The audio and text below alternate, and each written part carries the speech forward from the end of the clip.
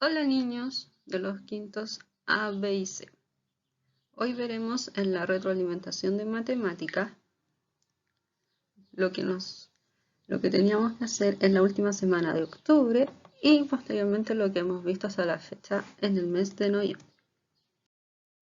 Si recordamos la semana del 26 al 30 de octubre, teníamos la evaluación correspondiente a patrones y secuencias. Recuerden que tienen que ingresar tanto al cuestionario Google como al enlace para contestar la autoevaluación, para así determinar cuál es su nota. Todo lo cual viene en la evaluación. En la primera semana del 2 al 6 de noviembre conocimos lo que es la traslación, que no es más que un movimiento sobre una línea recta donde el resultado obtenido es exactamente la misma figura. También tenemos ahí los vectores de traslación. Cuando nos referimos al vector de traslación, hacemos referencia al segmento de recta que parte de un punto y sigue hacia el otro. Dentro del vector de traslación tenemos el módulo, que es la longitud del vector, indica la distancia que tiene que trasladarse la figura. La dirección, que es la recta imaginaria que une al inicio y al final del vector y que nos indica sobre todo que se tiene que mover. Y el sentido es la dirección en la que se mueve la figura y nos indica dónde se tiene que mover. Veamos el ejemplo.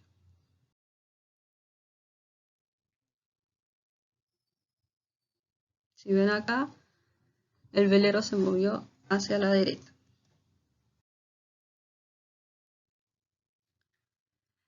La congruencia, acá tenemos tres ejemplos con respecto al rectángulo. Con respecto a los lados, si los tres lados de un triángulo son iguales a sus correspondientes tres lados de otro triángulo, entonces se dice que los dos triángulos son congruentes.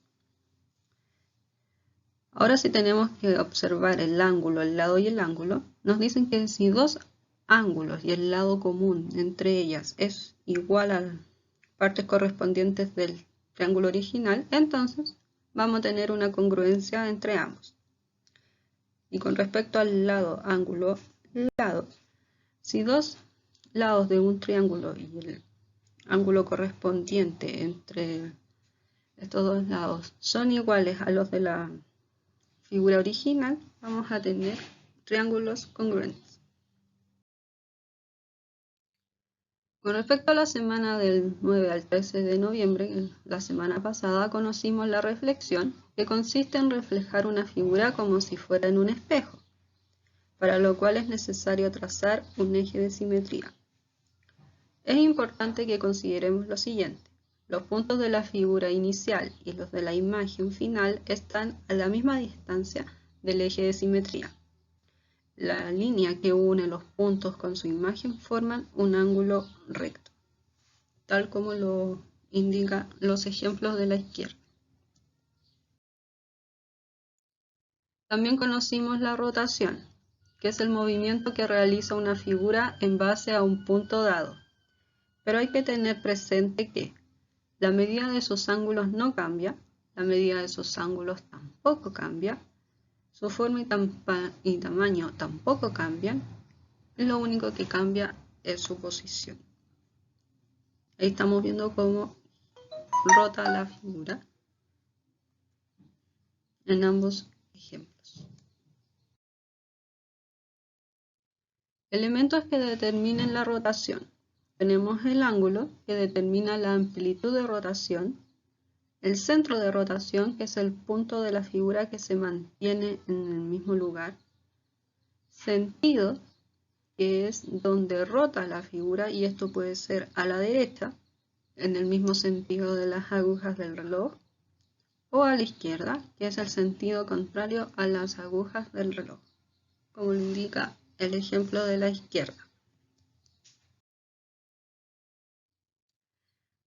Bueno, niños, recuerden, lo vas a lograr, ilusión, esfuerzo y perseverancia, y no se rindan. Sigan cuidándose y que estén muy bien. Un abrazo muy fuerte y nos vemos la próxima.